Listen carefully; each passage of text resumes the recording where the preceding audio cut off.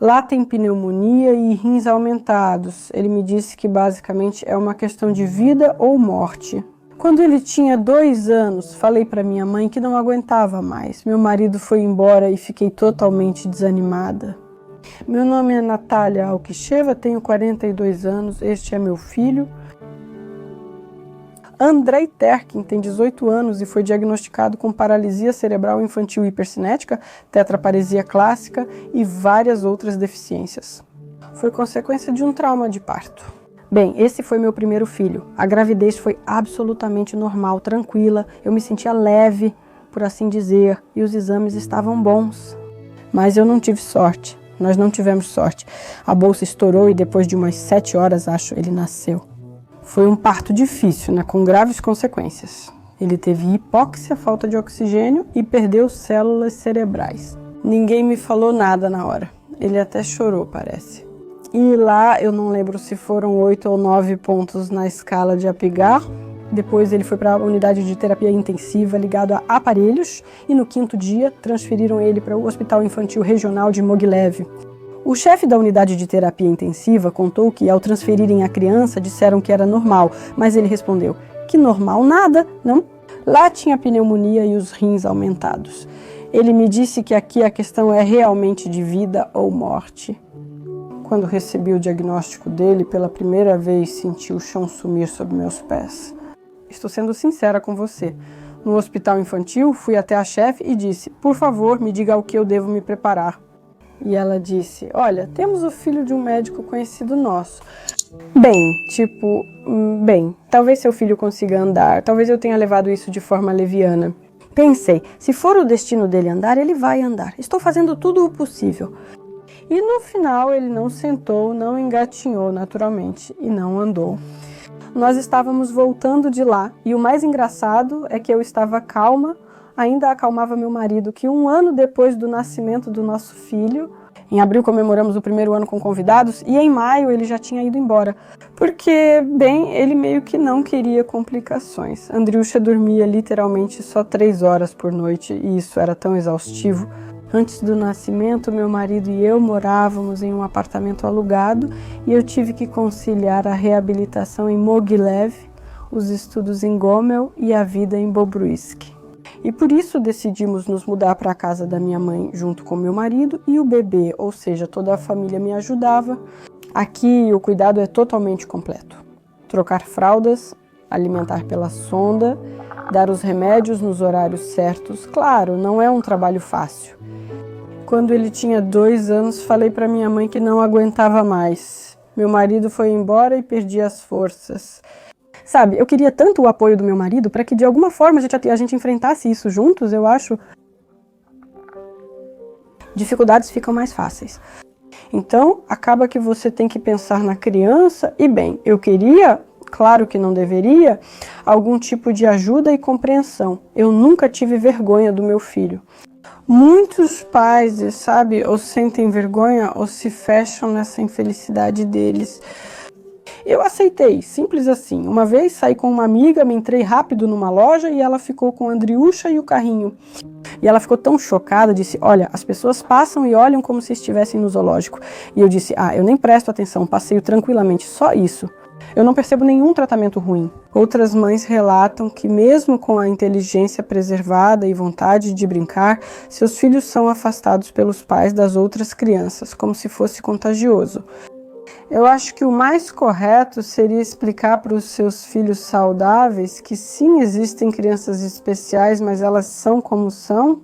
É uma questão de acaso. Isso não significa que as mães beberam sem parar ou algo assim. Por exemplo, eu não bebo e não fumo. E como resultado de um parto difícil, complicado, nasceu uma criança assim. Para que nunca julguem. Tive que deixar o trabalho para cuidar do Andriusha porque já não tinha forças para mais nada. Bom, claro, aí já, sabe, ele nasceu quando eu tinha 25 anos. Basicamente, é uma idade em que ainda queremos encontrar os amigos. Graças à minha mãe, consegui ir algumas vezes para o mar descansar, porque, você entende, cuidar de uma criança gravemente doente é sem folga. Por um lado, meus contatos com as amigas diminuíram, porque eu realmente não tenho tempo para ficar no telefone. Visitar amigos, então, nem se fala.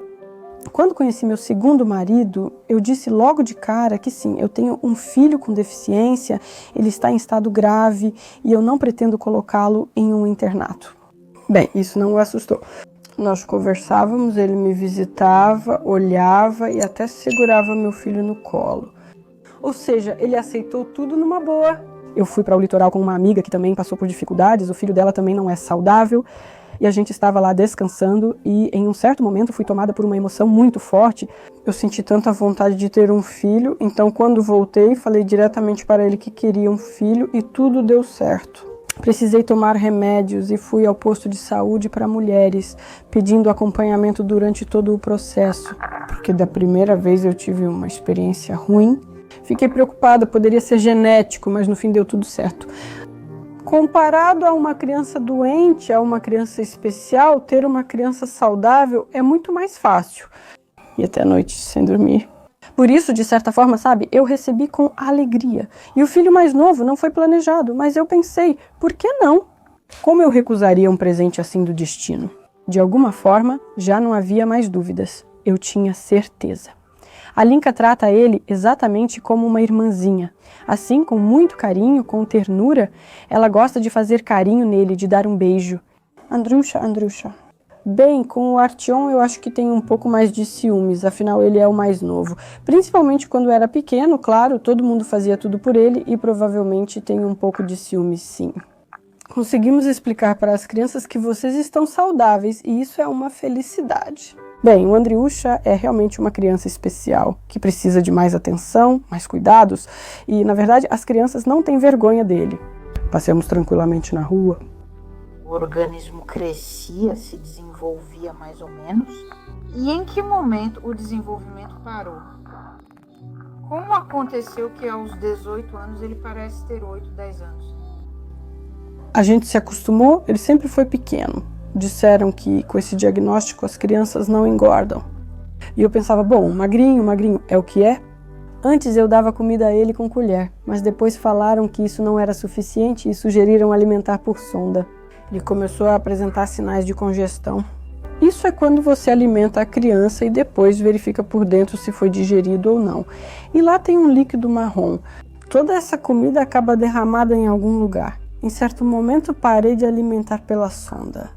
Mas aí surgiu outro problema. Quando você alimenta com colher, ele pode engasgar e pedaços de comida podem entrar nas vias respiratórias. E por isso acaba que de um jeito é ruim e do outro também é ruim. Meu querido, deixa eu te aspirar, meu anjinho. Vamos lá, Andriusha, Andriusha. Qual é a sua rotina diária? Bem, de manhã nós acordamos às 6, 6h30, usamos o aspirador elétrico para limpar ele. Aqui fica a secreção, porque ele acumula muito catarro. Eu o alimento com nutrição integral, depois dou os remédios nos horários certos e depois uso o aspirador elétrico de novo, depois alimento de novo e assim o dia todo. Bem, nós o entendemos pela expressão facial. Andriusha, vamos comer? Vamos comer? Como você está? Já quer comer? Aqui, por favor. A criança quer comer, mas tem vergonha de admitir isso. É? Bem, enfim, quando ele realmente quer, ele sorri. Quando não quer, ou não tem reação, ou faz assim com a boca em formato de parêntese, bem, aqui acabou ficando tudo misturado. Na verdade, ele grita quando quer comer e é assim que entendemos. No fim, não precisa de muito. Ele quase nunca grita só por tédio. Na maior parte do tempo, ele está no colo ou no carrinho, não deitado o dia todo conosco. A vovó adora ler histórias para ele. Ele escuta com muita atenção. Ele ama a música. Quando tem concerto e tudo mais, ele pula até do carrinho e pode até pular do colo. Ele ama a música. Andriusha, você gosta também? Claro, diga, é lógico que eu amo música. Infelizmente, ele fica doente com frequência, sim. Ele tem bronquites com bastante frequência. Em primeiro lugar, as crianças vão para a creche e, claro, acabam trazendo infecções. Se, claro, a hemoglobina não caísse, poderíamos tratar em casa. Não, bem, este ano provavelmente houve uma transfusão de sangue, com certeza uma vez. No ano passado, ele recebeu transfusões várias vezes, porque a hemoglobina cai de repente. Aconteceu que eu mesma me machuquei. Trabalhava numa fábrica de processamento de madeira e me machuquei. Bem, acabei cortando quase metade da minha mão. E agora eu recebo pagamentos do seguro estatal. E isso é um obstáculo para que eu possa ser registrada como cuidadora de uma pessoa com deficiência do primeiro grupo. E aí fica essa contradição, porque por um lado é meu filho, eu cuido dele há 18 anos e não tem como passar essa responsabilidade para ninguém, nem para outro lugar.